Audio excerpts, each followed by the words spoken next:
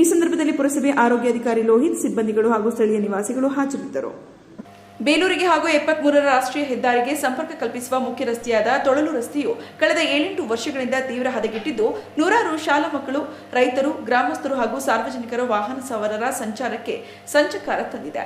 ಈ ತಕ್ಷಣವೇ ಸಂಬಂಧಪಟ್ಟ ಜನಪ್ರತಿನಿಧಿಗಳು ಸರ್ಕಾರದ ಗಮನ ತಂದು ಸರಿಪಡಿಸಬೇಕು ಎಂದು ಆ ಭಾಗದ ಗ್ರಾಮಸ್ಥರು, ಸಾರ್ವಜನಿಕರು, ವಾಹನ ಸವಾರರು ಆಕ್ರೋಶ ವ್ಯಕ್ತಪಡಿಸಿದರು. ಅರೇಹಳ್ಳಿಯು ಹೋಬಳಿ ಕೇಂದ್ರವಾಗಿರುವುದರಿಂದ ದಿನನಿತ್ಯ ನಾಡ ಕಚೇರಿ, ಕೃಷಿ ಇಲಾಖೆ, ಬ್ಯಾಂಕ್, ಶಾಲಾ ಕಾಲೇಜು ಹಾಗೂ ಇನ್ನಿತರ ಸರ್ಕಾರಿ ಸೇವೆ ಪಡೆದುಕೊಳ್ಳಲು ಆಗಮಿಸುವ ತೊಳಲು, ಸಿದ್ದರಹಳ್ಳಿ, ಅನುಗಟ್ಟ, ಹಸಿಡೆ, ನಾಗೇನಹಳ್ಳಿ, ಮತ್ತಿಹಳ್ಳಿ, ಕಣಗುಪ್ಪೆ ಹಾಗೂ ಇತರೆ ಗ್ರಾಮದ ರೈತರಿಗೆ, ವಿದ್ಯಾರ್ಥಿಗಳಿಗೆ ಹಾಗೂ ಸಾರ್ವಜನಿಕರಿಗೆ ಇಂತಹ ಹದಗೆಟ್ಟ ರಸ್ತೆಯ ಸಂಚಾರ ಅಪಾಯಕಾರಿಯಾಗಿದೆ.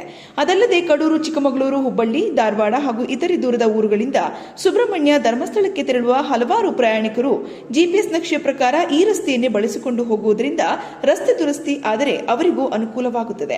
ಇಂತಹ ರಸ್ತೆಗಳಿಂದ ವಾಹನಗಳು ಹಾನಿಯಾಗುವುದಲ್ಲದೆ ಸಂಚರಿಸುವ ಸವಾರರ ಆರೋಗ್ಯದ ಮೇಲೂ ದುಷ್ಪರಿಣಾಮ ಬೀರುತ್ತದೆ. ಆದ್ದರಿಂದ ಸಂಬಂಧಪಟ್ಟ ಅಧಿಕಾರಿಗಳು ಇದರ ಬಗ್ಗೆ ಹೆಚ್ಚಿನ ಗಮನ ಹರಿಸಿ ತ್ವರಿತವಾಗಿ ಸುಸಜ್ಜಿತ ನೂತನ ರಸ್ತೆ ನಿರ್ಮಿಸಿಕೊಡಬೇಕು. ಇಲ್ಲದಿದ್ದರೆ ಮುಂದಿನ ದಿನಗಳಲ್ಲಿ ರಸ್ತೆ ತಡೆದು ಪ್ರತಿಭಟನೆ ನಡೆಸಬೇಕಾಗುತ್ತದೆ ಎಂದು ಗ್ರಾಮಸ್ಥರು ಆಕ್ರೋಶ ವ್ಯಕ್ತಪಡಿಸಿದರು. ಕಿತ್ತವರಗುಡ್ಡ ಹೋರಾಟ ಸಮಿತಿ ಅಧ್ಯಕ್ಷರು ಕಿತ್ತವರ. ಈಗಾಗಲೇ ನಮ್ಮ ತೊಳಲು ಮತ್ತು ಅರಳಿ ಮುಖ್ಯ ರಸ್ತೆ ಆಗಿರೋದ್ರಿಂದ ಈ ರಸ್ತೆ ಸುಮಾರು 10 ವರ್ಷಗಳ ಕಾಲದಿಂದ ಕಿತ್ತೋಗಿದೆ.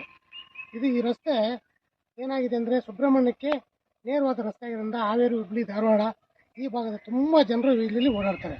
ಅದರ ಜೊತೆಗೆ ದಿನನಿತ್ಯ ಮಕ್ಕಳು, ಶಾಲಾ ಮಕ್ಕಳು ಮತ್ತು ವ್ಯಾವಹಾರಿಕ ಬ್ಯಾಂಕು ಮತ್ತು ಕೋರ್ಟಿಗೆ ಹೋಗೋಂಥೆಲ್ಲ ಇಲ್ಲೇ ಓಡಾಡಬೇಕಾಗಿದೆ. ತುಂಬ ಹಾಳಾಗಿರೋದ್ರಿಂದ ಎಲ್ಲ ವೆಹಿಕಲ್ಗಳು ಡ್ಯಾಮೇಜ್ ಆಗ್ತಿದೆ. ಪ್ರತಿನಿತ್ಯ ಸಾರ್ವಜನಿಕರು ತುಂಬ ತೊಂದರೆ ಆಗ್ತಿದೆ. ದಯವಿಟ್ಟು ಅಧಿಕಾರಿಗಳು ದಯವಿಟ್ಟು ಈ ರಸ್ತೆ ಬಗ್ಗೆ ಗಮನ ಹರಿಸಿ ಸಂಬಂಧಪಟ್ಟ ಅಧಿಕಾರಿಗಳಿಗೆ ಗಮನಕ್ಕೆ ತರಬೇಕು.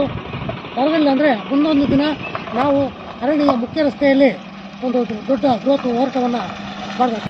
ಮಲೆನಾಡು ಭಾಗದಲ್ಲಿನ ಕಾಡಾನೆ ಹಾಗೂ ಮಾನವ ಸಂಘರ್ಷ ತಡೆಯಲು